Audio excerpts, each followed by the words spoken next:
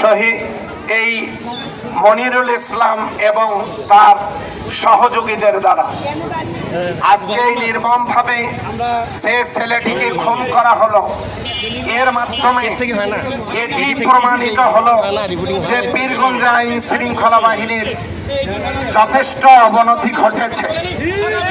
আমি জাতির জাগ্রত বিবেক সাংবাদিক বন্ধুদের মাধ্যমে প্রশাসনকে জানাতে চাই, 5 তারিখের আগে বিনা অপরাধে আপনারা আমাদেরকে খুঁজে বের করে কারাগারে পাঠাতে পারলেন, অথচ সোহেল রানা নিহত হলো। তার এই জঘন্য খুনিকে আপনারা এখন পর্যন্ত গ্রেফতার করতে পারেন না। অবিলম্বে তালবাহানা বন্ধ করে এই সোহেল রানার খুনিদেরকে গ্রেফতার করুন এবং শাস্তির ব্যবস্থা করুন। আমি যে কোনো খুনের বিরোধী, যারাই খুন করে বাংলাদেশের মাটিতে আজ হোক কাল হোক অবশ্যই